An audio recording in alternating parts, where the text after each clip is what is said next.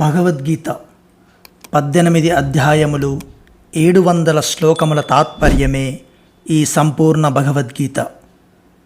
భగవద్గీత 3వ అధ్యాయం కర్మయోగం. భగవానుడు అర్జునుని ప్రశ్నలకు సమాధానములను ఇచ్చుచున్నాడు. కామ ఏష క్రోధ ఏష రజోగుణ సముద్భవః మహాశనో మహాపాప్మా విద్యేనమిహ వైరినం. శ్రీ భగవానుడు పలుకుచున్నాడు, రజోగుణము నుండి ఉత్పన్నమగునదే కామము. ఇది ఏ క్రోధ రూపమును దాల్చును. ఇది మహాశనము, భోగానుభవములతో ఇది చల్లారునది కాదు. పైగా అంతులేని పాపకర్మాచరణములకు ఇది ఏ ప్రేరకము. కనుక ఈ విషయమున దీనిని పరమశత్రువుగా ఎరుంగుము. కామః క్రోధః అను 2 పదములతో పాటు ఏషః అను పదమును 2 పర్యాయములు ప్రయోగించుటలోని విశేషమేమి? మరియు రజోగుణ సముద్భవః అను విశేషణము ఏ పదమునకు సంబంధించినది? 34వ శ్లోకమునందు ప్రతి ఇంద్రియ విషయములందు గల రాగద్వేషములు మనస్సును దోచుకొను దొంగలని తెలుపబడినది. వాటి స్థూల రూపమే కామక్రోధములు. ఈ రెండింటిలోనూ కామము ముఖ్యమైనది. ఏలనన ఇది రాగము యొక్క స్థూల రూపము. దీని నుండియే క్రోధము ఉత్పన్నమగును. ఈ భావమును తెలుపుటకే కామః క్రోధః అను 2 పదములతో పాటు ఏషః అను పదము 2 సార్లు ప్రయుక్తమైనది. కామము రాగము నుండి ఉత్పన్నమగును. కనుక రజోగుణ సముద్భవః అను విశేషణము కామమునకు సంబంధించినది. కామ క్రోధములు 2ను మనస్సులకు శత్రువులైనప్పుడు భగవానుడు మొదట రెండింటిని ప్రస్తావించి పిదప కామమును ఒక్కదానినే శత్రువుగా తెలుసుకొనుమని ఏల చెప్పెను. కామము నుండి ఏ క్రోధము ఉత్పన్నమగునని ఇంతకు ముందే చెప్పబడినది. కనుక కామము నశించిన తోడనే క్రోధము తనంతట తానే రూపుమాయును. కనుక భగవానుడు కామమును మాత్రమే శత్రువుగా పేర్కొనెను. కాని పాపములకు హేతువు కేవలము కామమేయనయు క్రోధముతో వాటికి ఎట్టి సంబంధమూ లేదనియు తలంచుటకు వీలులేదు. కావున ప్రకరణారంభమున కామముతో పాటు క్రోధము కూడా పేర్కొనబడినది. కామము యొక్క ఉత్పత్తి రజోగుణము నుండియా లేక రాగము నుండియా? రజోగుణము నుండి రాగము, రాగము నుండి రజోగుణము వృద్ధియగును. కనుక ఈ రెండింటి స్వరూపము ఒకటే అని భావింపబడినది. కనుక కామము యొక్క ఉత్పత్తికి 2 కారణములే.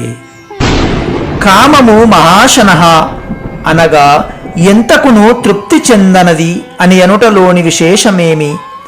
భోగములను ఎంతగా అనుభవించిననో ఈ కామము తృప్తి చెందదు. దీని దాహశక్తి గొప్పది. నెయ్యి సమిదలు వేసిన కొలది అగ్ని వృద్ధి అయినట్లు భోగములను అనుభవించిన కొలదియు భోగతృష్ణ పెరుగుచునేయుండును. సామ దాన నీతి మార్గముల ద్వారా భోగములను ఆశ చూపి కామరూప శత్రువును జయించుటకు మానవుడు ఆలోచింపరాదు. దానిపై దండనీతిని ప్రయోగించుటయే సముచితము. కామమును మహాపాపి అని అనుటలోని విశేషమేమి? అన్ని అనర్థములకును కామమే మూలము. ఇచ్చ లేకున్నను మానవుని పాపములకు ప్రేరేపించినది ప్రారాబ్ధము కాదు, ఈశ్వరుడు కాడు. ఈ కామమే మనస్సుని వివిధ భోగములయందు ఆసక్తునిగా చేసి బలవంతముగా పాప ప్రవృత్తిని చేయును. కనుక దానిని మహాపాపి అని పేర్కొనుట జరిగినది. ఈ విషయమున కామమును శత్రువుగా ఎరుంగుము అని ఎనుటలోని ఆంతర్యమేమి? బలవంతముగా లాగుకొనిపోయి దుఃఖముల పాలు చేయుదానిని, మృత్యుముఖమున చేర్చుదానిని శత్రువుగా పరిగణింపవలెను. కనుక దానిని వీలైనంత శీఘ్రముగా తుదిముట్టింపవలెను. ఈ కామము మనస్సుని అతని ఇష్టము లేకుండగానే బలవంతముగా పాపముల యందు ప్రవర్తింపజేసి జనన మరణ రూప లేక నరక భోగ రూప దుఃఖములయందు పడవేయును. కనుక దీనిని శ్రేయో మార్గమునకు పరమ శత్రువని భావింపవలెను. భగవానుడు పరమదయాలువు, ప్రాణులకు సుహృదుడు. అతడెవ్వరిని పాపములయందు పడద్రోయడు. పురాకృత కర్మలు ఫలానుభవమే ప్రారబ్ధము. ఎవ్వరిని పాపములయందు పడద్రోయు శక్తి దానికి లేదు. కనుక పాపములయందు మనజుని ప్రవృత్తినిగా చేయు శత్రువు కామమే గాని మరెవ్వరునూ కాదు. అన్ని అనర్థములకును మూలమైనదియు మనస్సునకు ఇష్టము లేకున్నను వానిని పాపములలో పడద్రోయునదియు కామమే. కనుక అది శత్రువు అని పూర్వ శ్లోకమున పేర్కొనబడినది. ఈ కామము మనస్సుని ఏ విధముగా పాపములయందు ప్రవృత్తినిగా చేయును అను సందేహము కలుగుట సహజము. ఈ కామము మనస్సుని జ్ఞానమును కప్పివేసి అతనిని అంధునిగా చేసి పాపములనడి గోతిలో పడద్రోయునని భగవానుడు 3 శ్లోకములలో వివరించుచున్నాడు. ధూమేన వ్రియతే వహ్నిః యథాదర్శో మలేన చ యథోల్బేన వృతో గర్భః తథా తేనేదమావృతం. పొగచే అగ్నియు ధూళిచే అద్దము మావిచే గర్భము కప్పివేయబడినట్లు జ్ఞానము కామముచే ఆవృత్తమయ్యుండును. పొగచే అగ్నియు ధూళిచే అద్దము మావిచే గర్భము కప్పివేయబడినట్లు కామముచే జ్ఞానము కప్పివేయబడును అని ఎనుటలోని విశేషమేమి? ఈ కామమే మల విక్షేప ఆవరణములు అను 3 దోషములుగా పరిణతి చెంది మనస్సుని జ్ఞానమును కప్పివేయును. ఇచ్చట ధూమస్థానమున విక్షేపమునుంచవలెను. ధూమము పొగ చంచలమైనదే అయినను అగ్నిని కప్పివేయునట్లు చంచలమైన విక్షేపము జ్ఞానమును కప్పివేయును. ఏలనన ఏకాగ్రత లేని అంతఃకరణమునందు జ్ఞానము ప్రకాశింపదు, అది అణిగియుండును. ధూళి స్థానమున మలదోషమును భావింపవలెను. అద్దము పైన దుమ్ము పేరుకొనిపోయియున్నప్పుడు అందు ప్రతిబింబము పడనట్లు పాపముల ద్వారా మలినమైన అంతఃకరణమునందు వస్తువు యొక్క లేక కర్తవ్యము యొక్క యథార్థ స్వరూపము ప్రతిభాసితము కాదు. అందువలన మనసుడు దానిని యథార్థముగా వివేచన చేయజాలడు. మావి స్థానమున ఆవరణ దోషమును ఊహింపవలెను. మావి వలన గర్భము ఆచ్ఛాదితమైనట్లు ఆవరణము వలన జ్ఞానము కప్పివేయబడును. అజ్ఞానముచే మోహితమైన అంతఃకరణము కల మానవుడు నిద్ర ఆలస్యాది సుఖావస్థలలో బడి ఏ విధమైన ఆలోచనయు చేయడు. కామమే మనస్సుని అంతఃకరణమునందు బహువిధములైన భోగముల ఎడ తృష్ణను వృద్ధి చేసి దానిని విక్షిప్తము చేయును. ఇదియే మనస్సునిచే అనేక విధములుగా పాపములను చేయించి అతని అంతఃకరణమునందు మలదోషమును వృద్ధి చేయును. ఇదియే అతనికి నిద్ర, సోమరితనము, అకర్మణ్యత్వములయందు సుఖబుద్ధిని కలుగజేసి అతనిని సర్వదా వివేకశూన్యునిగా చేయును. కావున కామము 3 విధములుగా జ్ఞానమును ఆచ్ఛాదితమునర్చునని చెప్పబడినది. ఇచ్చట తేనా అను పదమునకు కామము అనియు ఇదం అను పదమునకు జ్ఞానము అనియు అర్థము చెప్పుటకు ఆధారమేమి? ఇంతకుముందు 37వ శ్లోకమున భగవానుడు కామమును శత్రువుగా భావింపుమని తెలిపియుండెను. ఈ శ్లోకమున ఈ కామము చేతనే జ్ఞానము కప్పబడునని స్పష్టపరిచెను. కావున తేనా అను సర్వనామము కామమునకు మారుగాను, ఇదం అను సర్వనామము జ్ఞానమునకు మారుగాను ఉపయుక్తములైనట్లు గ్రహింపవలెను. పూర్వ 38వ శ్లోకమున తేనా అను పదము కామమును, ఇదం అను పదము జ్ఞానమును సూచించునని తెలుపబడెను. ఈ విషయమును స్పష్టపరచుటకే కామము అగ్నివలె ఎన్నడును తృప్తి చెందదని తెలుపబడుచున్నది. ఆవృతం జ్ఞానమేతేన జ్ఞానినో నిత్యవైరినా కామరూపేణ కౌంతేయ దుష్పూరేణ నలేన చ. ఓ అర్జున, కామము అగ్నితో సమానమైనది, అది ఎన్నటికి చల్లారదు. జ్ఞానులకు అది నిత్యవైరి, అది మనస్సుని జ్ఞానమును కప్పివేయుచుండెను. అనలేన దుష్పూరేణ అను పదద్వయమును ప్రయోగించుటలోని విశేషమేమి? చాలును, ఇంక ఏమియూ అవసరము లేదు అని తృప్తిని సూచించునది అలం అను పదము. ఈ తృప్తి భావము లేని దానిని అనలం అని అందురు.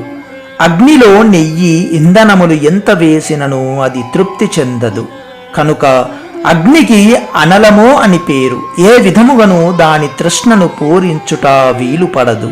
కావున దానిని దుష్పూరం అనియు అందురు. కామము కూడా అగ్నివలే అనలం దుష్పూరం.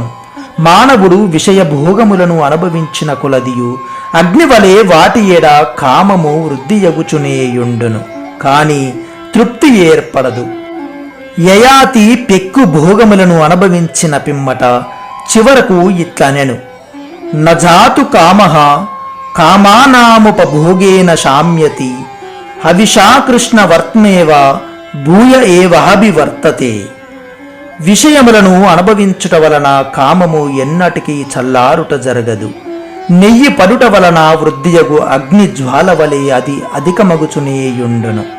ఇచ్చట జ్ఞానినః అను పదము ఎట్టి జ్ఞానులను సూచించును, మరియు కామము వారికి నిత్యవైరి అని పేర్కొనుటలోని ఆంతర్యమేమి? యథార్థ జ్ఞాన ప్రాప్తికై సాధన చేయు వివేకశీలురైన సాధకులను సూచించునదియే జ్ఞానినః అను పదము. ఈ కామమును శత్రువు అసాధకుల అంతఃకరణమునందు వివేక వైరాగ్యములను నిష్కామ భావమును స్థిరముగా ఉండనీయక వారి సాధనకు విఘాతము కలిగించుచుండును. కావున దీనిని జ్ఞానులకు నిత్యవైరి అని తెలుపుట జరిగినది. వాస్తవముగా ఈ కామము అందరినీ అధోగతి పాలు చేయునదియే. కనుక ఇది అందరికిని వైరియే. కాని అవివేకి అయిన వాడు విషయములను అనుభవించు సమయమున ఆ భోగములయందు సుఖబుద్ధి కలిగి యుండుట వలన భ్రమపడి దీనిని మిత్రునిగా భావించును. దీని తత్వము నెరిగిన వివేకి ఇది హానికరమని భావించును. కనుక కామము అవివేకులకు నిత్యవైరి అని తెలుపక జ్ఞానులకు నిత్యవైరి అని తెలుపబడినది. ఇచ్చట కామరూపేణ అను పదము ఏ కామమును సూచించును?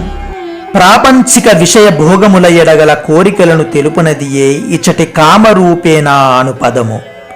ఇది దుర్గుణ శ్రేణిలో పరిగణింపబడిన దీనిని త్యజింపవలెనని గీతయందు పలు చోట్ల పేర్కొనబడినది. 16వ అధ్యాయమున దీనిని నరక ద్వారముగా పేర్కొనుట జరిగినది. భగవత్ ప్రాప్తికిని భగవద్భజన ధ్యానాదులను ఆచరించుటకును అట్లే సాత్విక కర్మలను అనుష్ఠించుటకును కలిగియుండు శుభేచ్ఛలను కామము అని భావింపరాదు. అది మనస్సునకు శ్రేయోదాయకము, మరియు అది విషయ భోగేచ్ఛారూప కామమున నశింపజేయినది. అది సాధకునకు శత్రువు కానేరదు. కనుక గీతయందు కామము అను పదమునకు ప్రాపాంచికములైన ఇష్టానిష్ట భోగముల సంయోగ వియోగముల ఎడ గల కోరికలు లేక భోగ్య పదార్థములు అను నర్తమును గ్రహింపవలెను. అదే విధముగా 34వ శ్లోకమునందున మరియు ఇతరత్ర ప్రయుక్తమైన రాగము సంగము అను పదములకు కూడా భగవద్విషయకమైన అనురాగమని అర్థమును చెప్పక కామోత్పాదక భోగాసక్తియే అని గ్రహింపవలెను. జ్ఞానము అని పదము ఎట్టి జ్ఞానమును సూచించును? అది కామముచే కప్పివేయబడును అని అనుటలోని ఆంతర్యమేమి? ఇచ్చట జ్ఞానము అను పదము పరమాత్మ యొక్క యథార్థ జ్ఞానమును సూచించును. మావిచే కప్పబడినను శిశువు ఆ మావిని చీల్చుకొని బయటికి వచ్చుటకు సమర్థుడగును. ప్రజ్వలించుచున్న అగ్ని తనను ఆవరించిన పొగను పారద్రోలును. అదే విధముగా సత్పురుషుల సాంగత్యము వలనను శాస్త్రముల యొక్క ఉపదేశముల ద్వారాను పరమాత్ముని తత్వజ్ఞానము కలిగినంతనే కామముచే కప్పబడినప్పటికీ అది కామమును రూపుమాపి స్వయం ప్రకాశమగును. కనుక కామము జ్ఞానమును కప్పియించినప్పటికీ వాస్తవముగా జ్ఞానము కంటెను అది బలహీనమైనది.